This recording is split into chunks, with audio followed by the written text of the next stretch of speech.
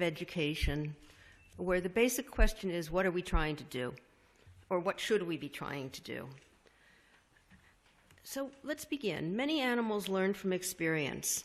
They learn where to forage, whom to flee, where to find mates. Some, such as lions and wolves, learn to work collectively to pursue their prey. Some evidently are taught. Lions apparently teach their cubs how to hunt. But human beings do more. We learn not only from those nearby, but from people remote from us in time and space. We can do so because we've developed languages and other symbol systems that enable us to communicate our ideas, to express our feelings, engage in cooperative enterprises, and rationally evaluate our own and one another's actions and ideas. Moreover, we need to learn to do these things. Individual members of our species are poorly equipped to fend for ourselves. We heard about the goats earlier. And zebras who rarely, basically they learn to run and fend for themselves shortly after birth. But we have extended periods of dependency. One might even argue that our dependency is lifelong. We live in communities and rely on one another to provide goods and services that we cannot provide for ourselves. Unlike other animals, we have and we need a heritage, a constellation of evolving understandings, practices, institutions, and techniques that we learn from past generations and then modify and transmit to future generations. This means that education, broadly conceived, is as distinctively human as any activity. And it's vital. Without a suitable education, a human being probably could not survive. It does not follow that a human being could not survive without schools or homework or final exams. But we have to learn much of what we need to know, and we have to learn how to learn much of what we need to know. To a considerable extent, this requires being taught. Whether homework, final exams, and schools figure in that, the best way to teach things remains to be seen. Our reliance on education raises important questions. What can we know? The answer to this requires investigation into the nature of knowledge. What can we learn? We need to investigate the physical, psychological, and social factors that facilitate or inhibit learning. We also need to investigate whether different methods are effective for different populations or at different stages of development. How does a person learn? To answer this requires devising methods that would enable us to investigate learning. Do we need to then develop a science of education to discover such effective methods? Or is it sufficient to rely on the other sciences, psychology, neuroscience, and sociology? Then we must consider what's worth learning. It's surely not the case that every opinion, institution, practice, or approach is worth accepting, acting on, or passing on to our descendants. Among the things that could be learned, which ones should be learned? What criteria should we use to decide? And do they vary with circumstances? It might seem that we need not worry about such questions. Inasmuch as educational institutions and practices are in place, our predecessors have already implicitly answered them. But such complacency is problematic. To say that we have educational institutions and practices is not to say that they serve our ends. Perhaps they're ineffective or outdated or unjust. Perhaps they overlook opportunities that we could benefit from. To say that we're doing something is not to say that we're doing what we ought to be doing. To develop and sustain an acceptable educational regime, we need to ask fundamental philosophical questions. What constitutes a good education? What makes an education good? These questions are as old as philosophy. Plato asks in the Republic, what sort of life is worth living? And he recognizes that this question cannot be answered independently of determining what sort of education equips citizens with the abilities, desires, and motivation to lead a good life. Abilities alone are not enough. If people are to live a good life, and a good life requires reading, then they need not only to be able to read, they also have to want to read and to be motivated to read. So desire and motivation are crucial. If a good life requires contributing to the well-being of the community, then people need not only to know that they should contribute to the community's well-being, they should be motivated to do so. and they should know how to do so. Moreover, the various skills, desires, and motivations need to be integrated.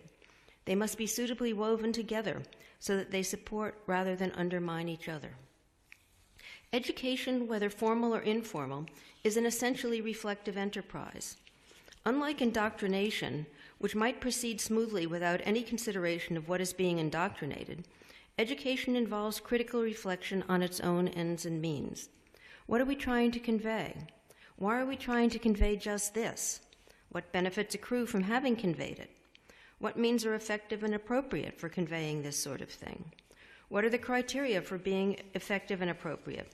Philosophy of education provides resources for investigating such matters. It grows out of and feeds into all aspects of educational theory and practice, and it grows out of and feeds into all branches of philosophy. It asks basic questions in an attempt to identify and investigate assumptions that ordinarily go without saying. What is knowledge? How does it differ from understanding? What is learning? How does learning something differ from merely developing an opinion about it or changing one's mind with respect to it? What is teaching? How does teaching differ from indoctrinating, from coaching, from inculcating? These might seem to be psychological questions, and there is a clear psychological component to them. They all have something to do with how people think. But psychology alone cannot provide the answers we seek. For knowledge, understanding, learning, and teaching are success concepts. They involve a commitment to the idea that something has been mastered, or done well, or done correctly. So the questions arise: what is the appropriate standard of assessment, and what justifies the choice of that standard? For Jan to have learned the causes of malaria or the consequences of the opium wars, it's not enough that she has acquired some opinions about the subject. She must have acquired a sufficient number and range of at least roughly correct opinions on the subject. She must have done so in a way that involves cognitive activity, rather than, for example, as the result of a kick in the head or an implant in her prefrontal cortex. Perhaps, in addition, the way she came to have her opinions or can now support them must afford some reason to think that they're correct. Then she can give a credible answer to the question, how do you know? Obviously, a lot more analysis is required to explicate exactly what it takes to have learned something. My point here is that to understand what's required for knowing what it takes requires knowing what kind of accomplishment learning is. And that's a normative question. What have you mastered? What have you done? Other questions naturally accompany these. What sorts of things can be learned, taught, known, or understood? What sorts of things should be? What are the necessary conditions for learning, teaching, knowing, or understanding? To what extent are these questions contextual? Do they, for example, vary with developmental level, with historical era, or with the cultural milieu? And to what extent are these questions moral? This last question is not so strange as it might appear. Perhaps a certain way of inculcating beliefs would, for moral reasons, not count as teaching. Although coercion and operant conditioning or surgical implants might bring it about that a person believes something, it's not obvious that someone who's undergone such a procedure has actually learned or been taught anything. An appeal to the student's capacity to think and a respect for a student's intellectual autonomy seem required for bringing about a change of mind to qualify as teaching her. Advertising and propaganda attempt, in Plato's terms, to influence us unawares. That is, to get us to adopt certain beliefs without being aware of what leads us to adopt them. In effect, such methods intentionally bypass the critical faculties. This is disrespectful of us as intellectual and moral agents, even if the content conveyed is correct and the beliefs are valuable ones to impart. Education demands responsiveness to reasons. It should equip students to ask for reasons, to recognize reasons, to provide reasons for their beliefs and actions, and to be skeptical of claims when no adequate reasons are available. When an assignment looks arbitrary, students often ask, why do we need to learn this? They suspect that there's no good reason. Sometimes, unfortunately, they're right. A topic or approach or task may simply have been unthinkingly carried over from one era to the next.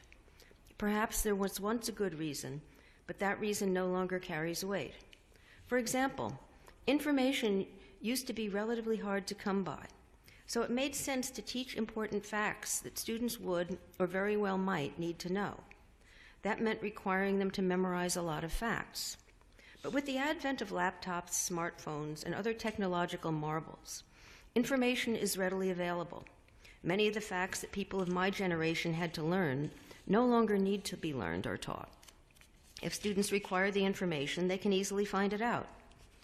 This alters but does not simplify the educational task, because easy access to information creates the problem of having to evaluate information. Since much of the information available online is unreliable, students need a new set of skills. Rather than being able to take it for granted that their source was, like the reference books of old, officially checked for reliability before it was published, students now need to be able to provide their own checks. They need to learn how to tell whether the information they're accessing is credible. This creates a new set of challenges for educators. How do we teach students to be judiciously skeptical of the information they access, to properly assess it for plausibility, well-groundedness, and evidential backing? Sometimes the answer to why do we need to learn this is not the obvious one, but there is an answer. Typically, students assume that the answer should be in terms of the content being taught. It's important for you to know this information or these facts, but that's not always so. In the U.S., many middle school students are expected to memorize state capitals. This is virtually useless information. They will likely never need to know the capital of North Dakota, and if they do, they can easily look it up. What's the point? It turns out that there is a good reason for this assignment. Although knowing the state capitals is not particularly worthwhile, it's desirable for students to develop the ability to memorize a relatively long list of unrelated bits of information. State capitals just constitutes a standard but effectively arbitrary list. It's just something to learn. Still, the question, why do we have to learn this, is legitimate. We have to have an answer. If the answer is simply because I said so, or because the Ministry of Education said so, or because this is the way it's always been done, or because it will be on the exam, the students are not being treated with respect. A respectful answer is because you are likely to be better off for knowing this information, or for having this skill, or for being able to take this perspective, or being able to solve this sort of problem, followed by an acceptable explanation of why the accomplishment is likely to make them better off. At the heart of philosophy of education lies the question, what's the goal of education? What exactly are we trying to do? There may be multiple answers. Perhaps education as a whole serves multiple ends, or perhaps different spheres of education serve different ends. But if we do not seriously examine this cluster of questions, we'll be at a loss to know how to design our educational practices, policies, and institutions, for different designs serve different ends. John Dewey argued that universal public education is necessary for a democracy. Having the right to vote will not do the citizens much good if they do not have the resources to decide for themselves who to vote for. They're vulnerable to rogues and charlatans if they cannot assess the issues and candidates for themselves. So in a liberal democratic society, there's a political justification for universal public education. Is this justification sufficient? It seems not. First, it apparently only applies to democracies. Nothing seems to follow about whether there's any justification for universal public education or universal education at all that applies to societies that are not and do not aspire to be democracies. Second, it's not clear that citizens of democracy are entitled only to the level of education they need to function well as citizens. Suppose, for example, that to function effectively as citizens requires no more than a 10th grade education. Would that mean that society's obligation to educate its people would stop at grade 10? I'll argue below that Dewey is more concerned with what it takes to be a participating member of a community than what it takes to be an active citizen in a country with a particular form of government. But the issue here is that there may be something unduly narrow about the assumption that a full justification for education derives from enabling someone to function as a citizen. Recently, it's been argued throughout the world that the goal of education is to prepare students for the workforce. They need to be able to get jobs. So the skills and abilities that education should impart are those that will turn students into good workers. These may, of course, be contextually circumscribed. At different points in history, workers need different abilities. Is imparting these abilities what education should do? Is it the only thing that education should do? Should it prepare future workers at the expense of other educational objectives? People are more than just workers. They're members of families, of circles of friends, of communities, of cultures. They have interests and aspirations above and beyond those that figure in their jobs. If education is concerned exclusively or primarily with preparing people for the workforce, it's apt to be narrow and skewed. It's likely to skirt the development of skills, orientations, and capacities whose value lies in other aspects of their lives. It would thus fail to equip them with the resources they need to be good parents, friends, students, citizens, amateur artists, athletes, and appreciators of the various ways in which human beings can excel. Moreover, if preparing people for the workforce is the overarching objective of education, we face an extraordinarily daunting task. Once it was reasonable for educators to think that they knew how to do this. In the 14th century, if a man was a farmer, he could take it for granted that his sons were going to be farmers and that they would farm the land in much the way that he did. So he could teach his sons how to farm, imparting his skills and know-how, thereby equipping them with for their place in the world. But today the world is changing rapidly. We have very little idea what specific skills and abilities the workforce will need in 20 or 30 years, when our students will still be working. Thus, insofar as we're preparing our students to be workers, we're preparing them to work at something we know not what. This involves identifying and imparting a quite different set of skills from those needed to learn to know how to farm or cook or fix cars or program computers as we now do.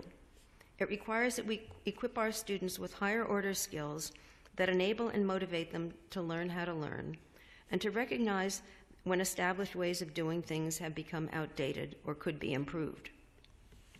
Aristotle contends that man is essentially rational. If rationality is the human essence, then the end of education should be to enable each human being to function as a rational agent. Then each would realize his essence and be able to perform his proper function. This might require more or different skills, propensities, and orientations from those that are required to enable each of us to function as citizens or members of the workforce. To see whether the Aristotelian position is a viable philosophy, provides a viable philosophy of education or figures in one, we need to explicate and justify a conception of human flourishing, where to flourish is to function well as a rational animal. To do that, Rawls suggests, is to satisfy what he calls the Aristotelian principle. He says, other things equal, human beings enjoy the exercise of their realized capacities, their innate or trained abilities, and this enjoyment increases the more the capacity is realized or the greater its complexity. A person takes pleasure in doing something as he becomes more proficient at it, and of two activities which he performs equally well, he prefers the one that calls on the greater number of more subtle and intricate discriminations. End of quote. He then goes on to say, quoting again, presumably complex activities are more enjoyable because they satisfy the desire for variety and novelty of experience and leave room for feats of ingenuity and invention. End of quote again. If this is right, and if enabling people to flourish is an aim of education, then we need to enable students to continually improve performance and refine abilities to make subtle and intricate discriminations. We might wonder, though, whether there even is such a thing as human flourishing. I do not mean by this that we should wonder whether human beings flourish. Plainly, some do. The question is whether there is a unique way of human flourishing, such that all human beings who flourish are in some important respect alike. The ancient Greeks thought the answer was yes. Flourishing must be characterized at a level of abstraction, so that the relevant features could plausibly be general. But there was a single good, the good for man, that was the aim for all, and that all who were successful achieved. The conviction that there is such a single good waned with the Enlightenment. Different people, it seems, flourish in different ways. They want different things. They consider their lives to go well when they achieve different objectives. So if the Aristotelian principle holds, it must be modulated to recognize that different people seek to satisfy it in different domains. This marks an important change that is highly consequential for education. For if there is value in people living lives that they considered good, rather than in thinking that the educational establishment, society, or the ministry, or the family should set the goals out from the outside, then education should enable and equip students to set their own goals. In Rawls's terms, education should enable people to determine their own conception of the good and equip them to pursue that good, their pursuit being limited by the rights of others not to be harmed and to have the same liberty to pursue their own conceptions of the good. A person's conception of the good is a scheme of ultimate ends that she reflectively endorses, whose achievement would, barring disaster, result in a life that she considers well lived. Formulating and pursuing a conception of the good requires a variety of abilities that children and some adults lack: information, foresight, the capacity to rationally assess alternatives, and so forth. Rawls is sometimes criticized for overlooking this fact. I don't think this criticism is sound, given that he was attempting to characterize the moral features of fully functioning members of a well-ordered society. Children are not yet fully functioning members of society, and some people never will be. Still, the criticism points to an incompleteness in Rawls's account, and one that is significant for the philosophy of education. What more is needed? Here it pays to turn to Amartya Sen. He maintains that to be able to form what Rawls calls a conception of the good, people need a range of capabilities.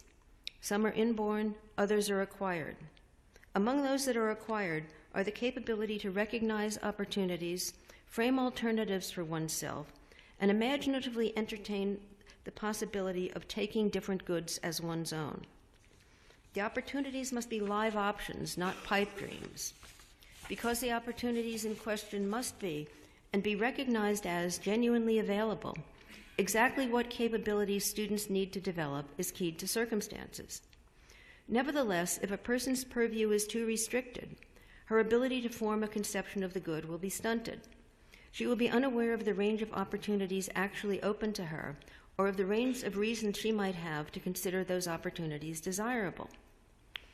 If, although she can form a viable conception of the good, her resources are unduly limited, she's not equipped to pursue her conception of the good. As Sen makes clear, it's not enough that she's equipped to lead a life that she considers good simply because she's easily satisfied, nor is it enough if, simply because her purview is restricted, she identifies a good life with what is merely the best of a bad lot, when there are real options that, had she been aware of them, she would have preferred. She must be capable of surveying and entertaining a fairly wide range of genuinely available options. To be sure, some limitations are inevitable. Regardless of our aspirations, we cannot simply fly like Superman. Others are inevitable for some people, but not for others. Unless their sight is restored, blind people cannot fly commercial airplanes. That option is foreclosed to them. But others can be remedied by supplying absent resources. A student living at a distance from a school becomes able to attend school when she gets a bicycle. A member of a group barred from a trade gains the opportunity to pursue that trade when the laws barring her are changed. Yet others, the ones that most concern us here, can be removed or ameliorated by education itself. Literacy and numeracy enable people both to entertain and pursue careers, hobbies, and activities that would otherwise be closed to them. The capacity for critical thinking enables people to judiciously entertain and assess alternative conceptions of the good. Expansion of one's imaginative range by broadening one's perspective enables one to recognize and appreciate the pros and cons of various options, as though from the inside. Through imagination, a person can ask herself not just what is good or bad about this way of life simpliciter, but what would be good bad about this way of life for me. There is and should be no suggestion that the capabilities education fosters will lead all students to form the same conception of the good, so we don't get the worry that Mill had about we're all going to turn out alike. We're not. Rather, they will enable them to survey and assess options and decide for themselves what goods they value most. Education should recognize that there is a diversity of lives that reasonable people consider good, and should equip students to formulate and pursue a life that they personally will consider well-lived. This might sound very individualistic, perhaps objectionably so. Such a reading, though, is incorrect, for as I said at the outset, human beings are social animals. We form societies and create the institutions, practices, and norms that frame our collective lives. To see how this modulates the Rawlsian Senian conception, let's look back to Dewey. Standardly, I suppose, we think of democracy as a form of government, one where the government rules by the consent of the governed, where the will of the majority settles most issues, where voting is the mechanism for making political decisions. Dewey does not deny that political democracy has these features, but he considers democracy not just and not mainly a form of government. For Dewey, democracy is primarily a way of life. It's a form of association, an orientation toward joint enterprises, common and sometimes divergent aims, collective social life. The model for Deweyan democracy is not the United States Senate, but a New England town meeting. A town meeting is a direct democracy. It's a form of government that was common in 19th century rural New England towns like the one where Dewey grew up, and still occasionally exists in vestigial form. Under such a government, the residents of a town meet together to decide what the town should do. All residents are eligible to participate and have both a right and a duty to take part. All are, from a political point of view, free and equal. They are free to advocate for any course of action they favor, entitled to be heard, and have an equal say in what is done and how it is done. What Dewey calls democratic deliberation is a form of mutually respectful collective deliberation. The background assumptions are, first, there are problems that the group needs collectively to solve. Deliberations in a town meeting are practical. They concern what to do, perhaps about schools, taxes, roads, policing, or public health. Second, not everyone agrees about what to do. Different people have different opinions about the desirability of different ends, their relative importance, the effectiveness and efficiency of different means of achieving various ends, and so forth. To get the deliberators to adopt the policy a person favors, he must convince his fellow citizens of its desirability. This is fairly obvious. In order to do this, the agent should understand his opponent's point of view. If John knows why Mary objects to his favored course of action, he's in a better position to rebut or deflect her objections. If he knows what she wants, he's in a better position to ensure that her desires do not conflict with or override his. This is so even in purely adversarial proceedings. Any political operative would recommend coming to the table with such knowledge. But Dewey believes democratic deliberation is not adversarial. This is the critical point. The goal of democratic deliberation is not to get others to do what one already wants them to do. It's to reason together to achieve a common good. Although John and Mary have antecedently formulated ideas about what that common good is, the discussion is not a winner-take-all contest to see which of those two ideas will prevail. Their ideas are common fodder for deliberation. They do not argue in order to realize their own antecedently fixed objective and to discredit those of their opponents. Their motive for informing themselves about each other's points of view is not to block, rebut, or co-opt them. Rather, if they understand one another's points of view, they learn what each other's interests and objectives are and why each thinks those interests and objectives are worth pursuing. They thus enrich their understanding of the problem situation, the ends that might be realized, the courses of action that are open to them. This may lead them to modify their own position, to modulate it into something that accommodates, reflects, or respects the positions of those with whom they initially disagreed. They argue from initially disparate points of view in order to arrive at a common, mutually satisfactory solution. By assessing the opinions of others and the reasons for those opinions, we extend our database. We gain more information about options and their desirability. So rather than seeing those who disagree with us as opponents, Dewey thinks, we should see them as allies who, by envisioning things differently, extend our epistemic range. Diversity of opinion, in Dewey's view, is not an impediment to deliberation, but a resource for it. If so, undue deference is a vice. If a deliberator, out of deference to a colleague, fails to voice her opinion, where her opinion diverges from his, she deprives him and the rest of the community from her insights. This is a form of disrespect, and it is epistemically costly. It may prevent the community from coming to the best available decision. What Dewey calls democratic deliberation is not restricted to the political realm. It's collective deliberation that affords access to the insights and approaches that may prove beneficial, but that no one person on his own would ever before have considered. And in this respect, it's important to remember that Dewey described science in exactly the same way as he described democracy. And it was because of an appreciation for the method. And the key in the method is free and equal people working things out together, assessing the information collectively. As I've characterized it, democratic deliberation is a way that people should work together to solve common problems and achieve collective goods. But there's considerably more to it than that, because Dewey's democratic deliberation is essentially educative. It's a way, perhaps the best way, to learn from one another. By reasoning together in a context of mutual respect, deliberators draw out one another's insights to figure out what to think. By reasoning collectively about how to figure out such things, they collectively devise and revise methods of inquiry and standards of acceptability. So by participating in democratic deliberation, students learn from one another.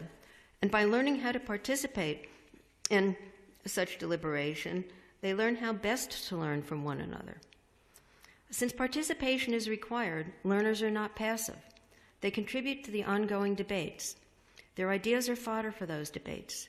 They are insights that might be endorsed, modified, or rejected as impracticable, unfounded, or simply not the best of the ideas that have been proposed. Nor are the students mere proposers of ideas. They also function as critics of those ideas and formulators of ideas that no one has yet entertained. So they learn how to take a critically reflective stance to their own and other people's ideas.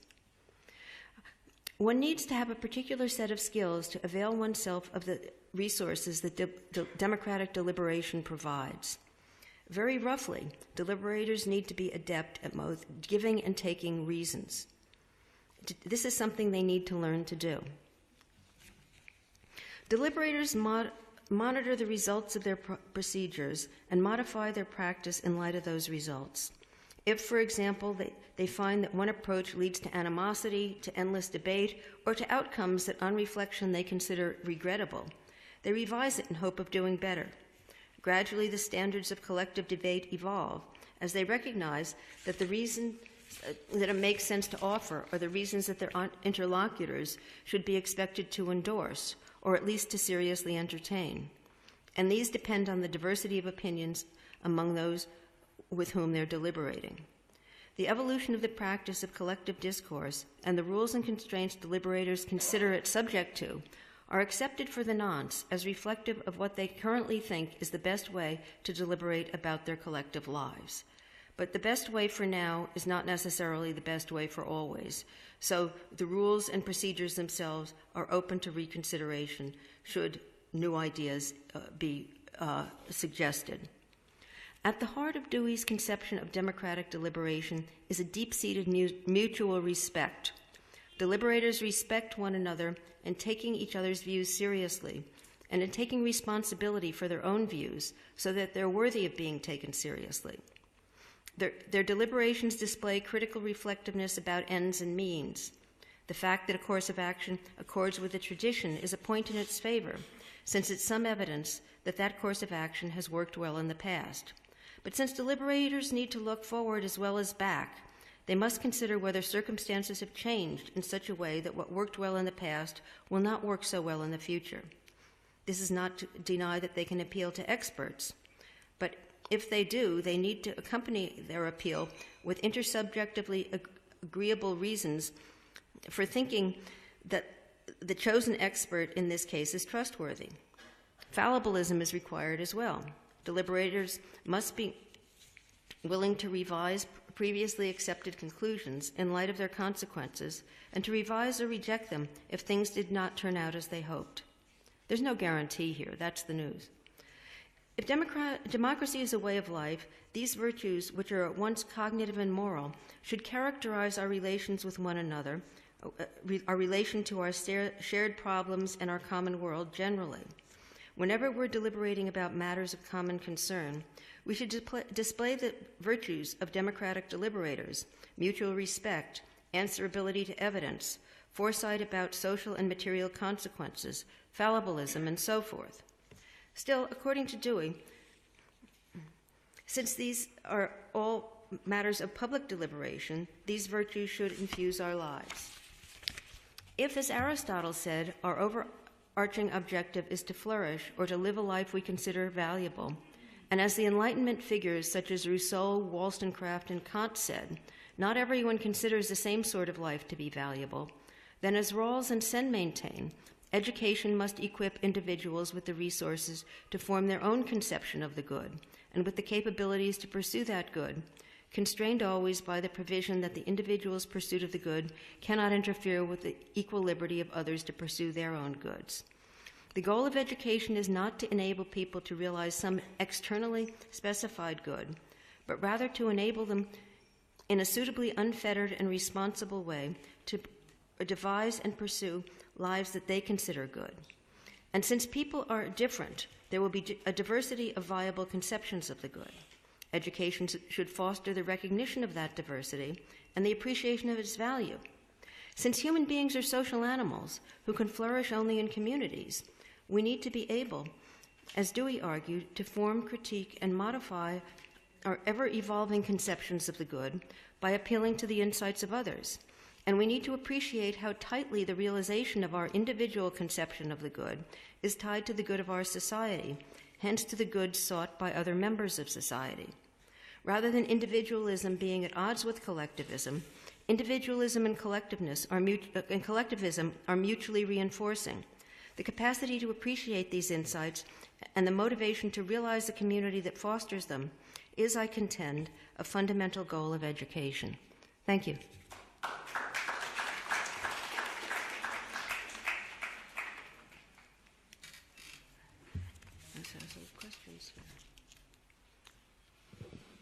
Thanks, Professor Elgin. Yes, please. Question.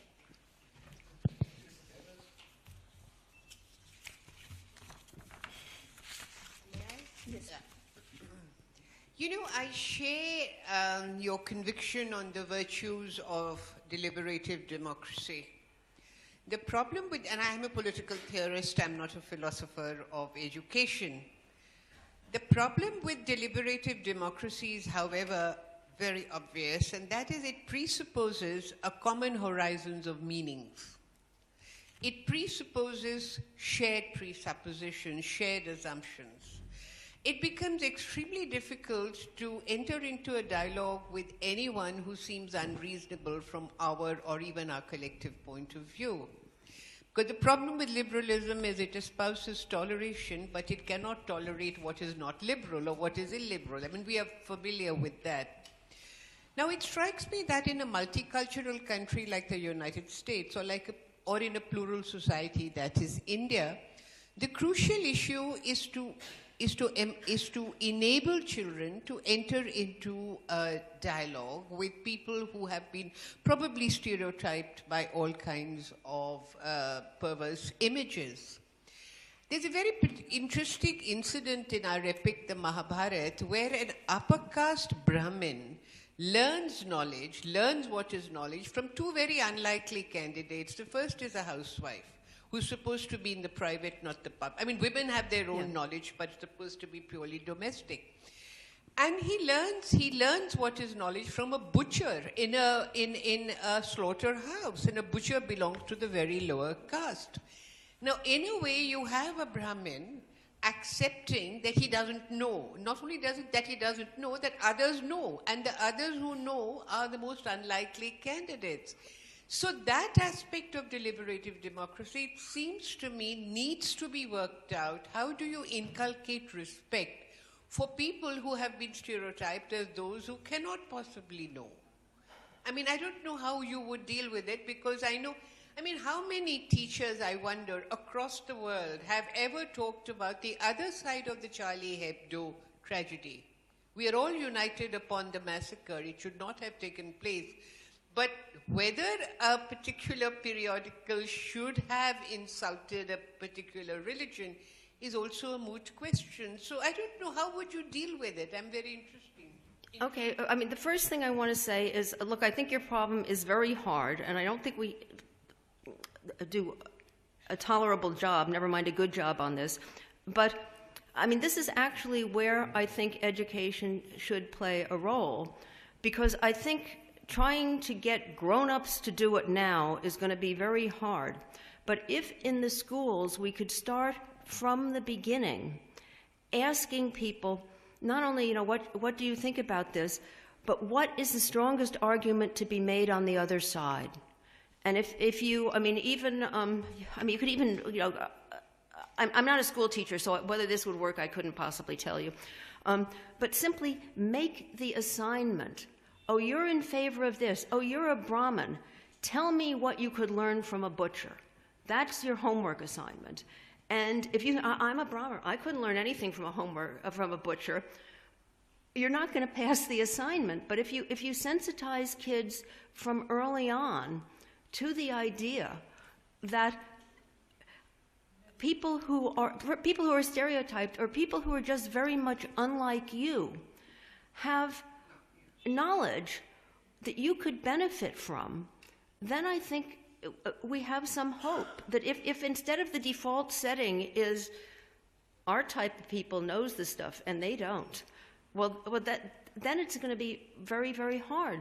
But if from the early days we could begin, I mean really, preschool even, ask kids to start thinking. I think we do have ways of getting people to take other people's perspectives, and we should do more of it. We should do it more explicitly and make it very clear that the butcher has knowledge, that the housewife has knowledge, that the indigenous people who you've been ignoring have knowledge that you folks lack and that you could use. Then, out of pure self-interest of some sort, it behooves the Brahmin to start taking up this knowledge. And I think, as I said, I think it's going to work a lot better if we started early, so that rather having to overcome a sort of privilege and prejudice or something from the word go, the kids don't have that. So I'd say start with the little. We can't just start with the little kids. We got to do something about Charlie Hebdo this week. But the best hope is to begin early and reinforce it a lot by asking such questions: is what's to be said on the other side, and who has the type of knowledge that people in your little bubble don't have. That's what I try to do. Yes, just very sharp questions. 2 questions we can take. You rightly kind of emphasized the importance of drawing out a life plan. I'm assuming you're hinting at that in your presentation, the early part of the presentation, and the need to kind of create an enabling environment where people can draw out their life plan for a good life and so forth. Do you see any role of education in substantive realization of that life plan, or is it just drawing out a life plan that education should be concerned of? And if it is to be concerned about a realization of that life plan, you talked about contextual, drawing out a life plan, but I'm talking of a contextual, I'm reversing it and saying contextual realization of a life plan. Right. Then what role should education play in that? Okay, there are at least two elements here. First of all, I think it's got to be that education does more than just enable people to draw out life plans, because in order to actually have, we need what this capabilities Sen is talking about. So you can't just sort of say, you know, I want to be an astronaut. Then, you know, you've decided that's your life plan or whatever. Then there's a huge number of specific skills you're going to have to develop for that even to be remotely realistic. And schools must, at least, you know, I mean, depending what level of school we're talking about, they must provide you with the resources to do this. So fundamental issues of the sort that, first of all, I think we mostly think schools ought to offer. You know, literacy, numeracy, background knowledge of science, background knowledge of history, all of these things in some general form, but then maybe more specific things. If as we grow up and crystallize our life plans, you know, you go to the university or whatever, what you study depends on what your life plan is. And the schools ought to properly provide for this. So I think it's not just, you know, enabling you to make up the plans. Sen's point about having the requisite capabilities is that it's to realize the life plan as well as to make it up that you have the capabilities. Now, there's no assurance it's going to work. I mean, you know, many things are very hard, and not everybody who aspires to do one of these things will succeed. But if we say, you know, you're free to do that, here are the resources you're going to need to even make it plausible, then I think education's doing its job. One last question.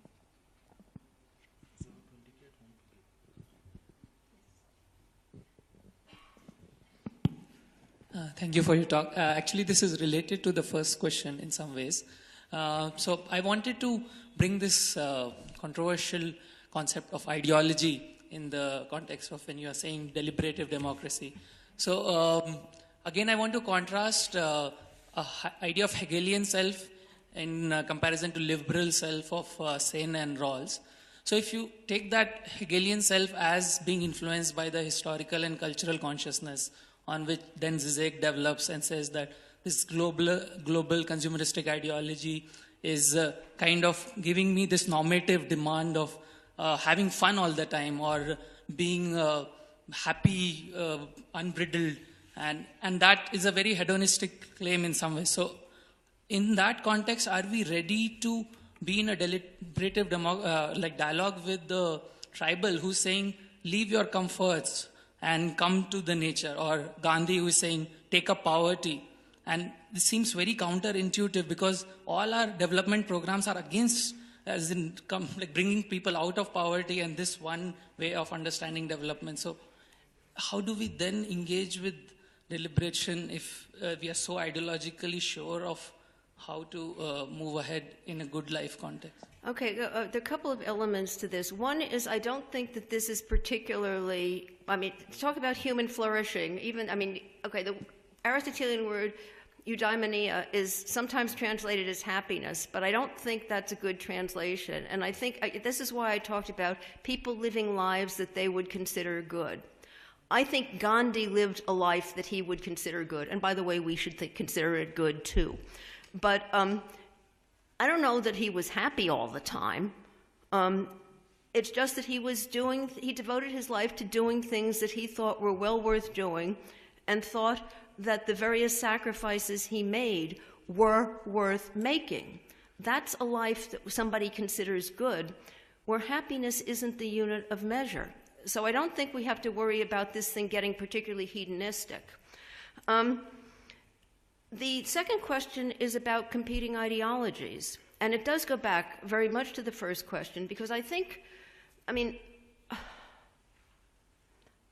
insofar as we are all human, we can talk to each other. And I think that the ideal would be that however much ideologies compete at one point, we ought to be able to backtrack to something shared behind those ideologies. So the ideology isn't going to be a stopping point. It's very hard, and I don't think that we can kind of do it on the bus stop and get very far. But the idea that, look, somehow or other, there's some convictions of importance that we share. Let's use that as a basis for our deliberation. You move to this ideological position, I move to that one. But if we start this open deliberation with some common commitments, then I think progress can get made. It's going to be slow. It's not going to be that we solve the problem overnight, but I think we can make some progress if we don't say that the ideology is the stopping point, and once we've come to that conflict, there's just no more to be said. Then we just start dropping bombs or something. I think that's just false. And again, I mean, one of the things I would go to is sort of fundamental things that people want in life, like the well-being of their children. If you say, look, we're both after that, it's not much, but it's a starting point. And then you start hoping you can take some baby steps to more commonality, or more, if not even commonality. It's not like I'm insisting everybody agree with each other, but simply that we have, I guess, clusters of things that are mutually worthy of respect. So your way of doing things is not my way of doing things, but that doesn't mean I have any principled objection saying you're just wrong. I'm just saying, different ways you can go from here. And I think that's the best we can do. But my main point is the best we can do is actually a lot better than many people think it is. When you say, but there are these fundamental disagreements, there are shared, but there are conflicting ideologies, there's nothing more to be said. Maybe it's just me. I think there's always more to be said, and we have to keep talking till we figure out where we can get a foothold. So, on this optimistic note of, dialogical convergence, we end this session. Thank you once again.